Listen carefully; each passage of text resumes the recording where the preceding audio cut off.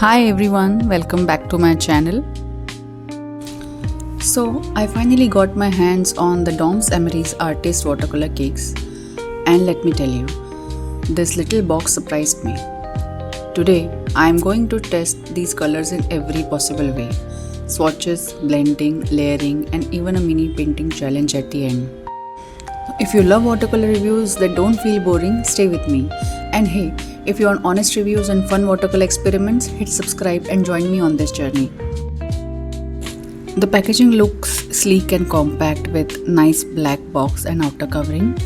The brand claims DOMS Amariz Artist Watercolor Cakes crafted with enriched pigments deliver exceptional performance, precision, and excellent transparency. Superior hues ensure unmatched color strength, optimal light fastness.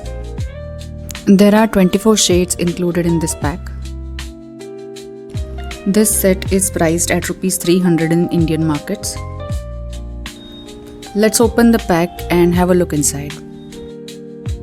There is outer cardboard sleeve mentioning the branding and the packaging details. Inside a sleek and compact metal case of watercolors. Let's open.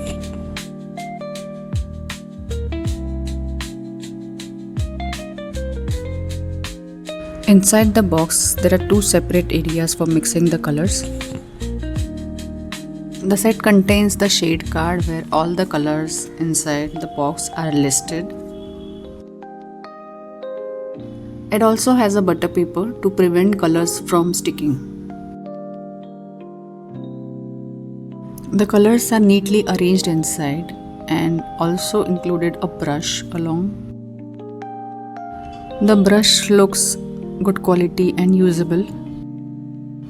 The cakes are placed in flimsy plastic case similar to Camel Artist watercolors.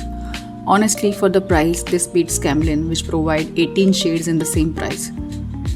There is some extra mixing area at the bottom of the case. I personally like how the colors are arranged, all the warm colors on one side and the cool colors on one side and browns at the bottom. Now it's time to put these colors to test. I'm using Canson Montuel watercolor paper for swatching these colors. I have already prepared a swatching chart to save some time. I've also added a black line in each color swatch to test the transparency of colors. If the color swatch covers the line, it is an opaque color. Also, there are no pigment codes listed on these colors, so I have not included them in the swatches.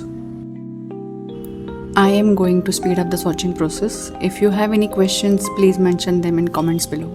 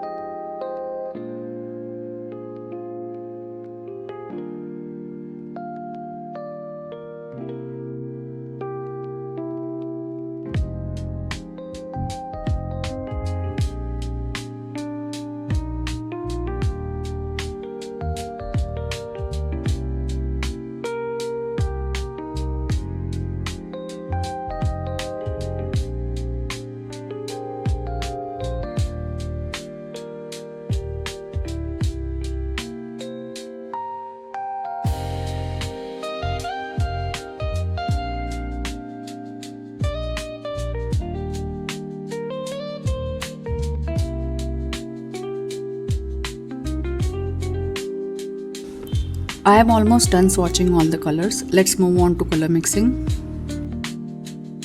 For mixing secondary colors, I am taking a triad of warm and cool primaries each.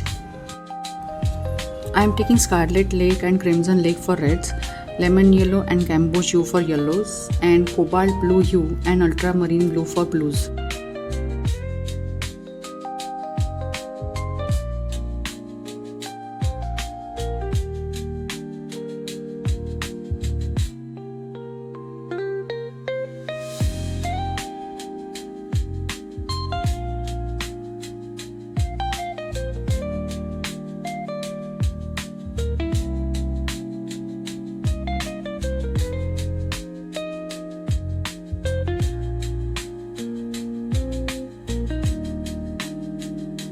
The warm primary color mixes look pretty clean and transparent. Let's now move on to cool primaries.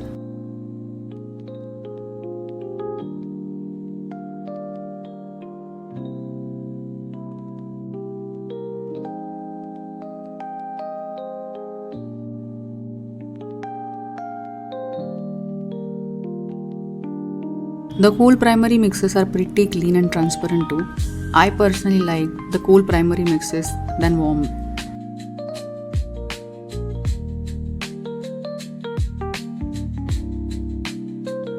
Let's move on to see how these colors perform on glazing. I have already swatched lemon yellow, alizarin crimson and cobalt blue hue on paper. Let's start glazing. The color is not spreading evenly while glazing. Also, the layer underneath is being lifted while doing the glazing.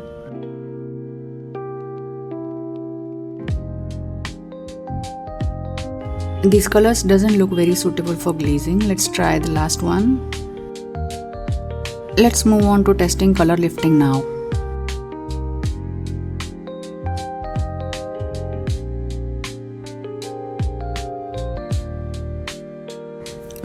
Oh, these colors are very easily being lifted off the paper. This explains why they are not suitable for glazing.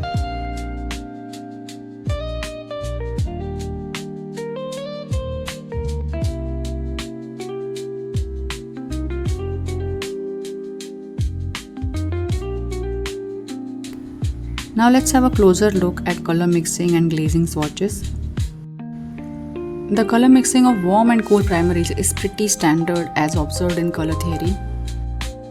However, the colors behave pretty badly on glazing. There is some weird color separation seen in the bottom layer. Nonetheless, the color lifting is pretty amazing. Let's now move on to a quick sample landscape painting. I am going to speed up the process of painting to save some time.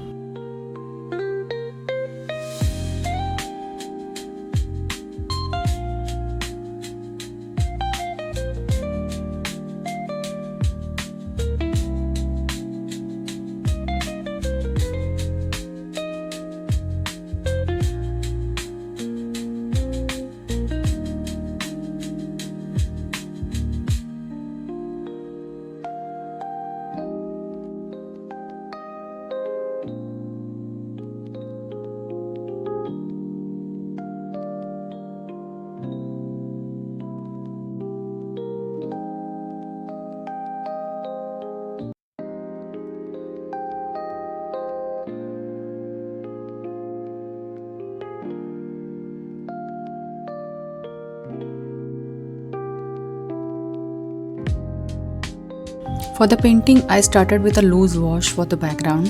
The paints are pretty transparent and handle nicely. The details like foliage and branches are done in wet on wet technique.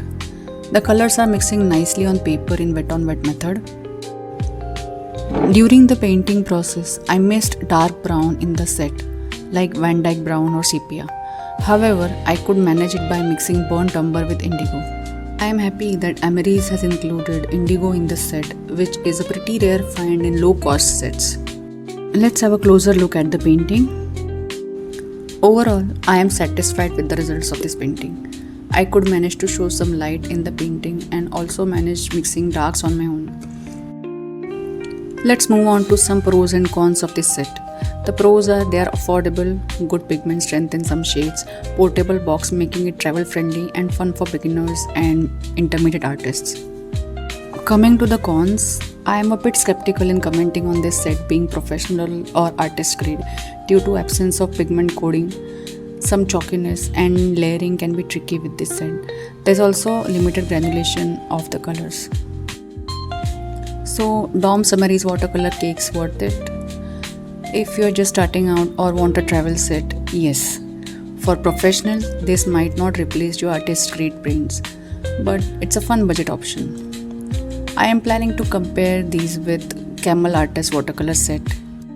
So if you're curious, make sure you subscribe and hit the bell and comment below which set should I test next. Thanks for watching. Now go create some beautiful painting today. See you next time. Bye.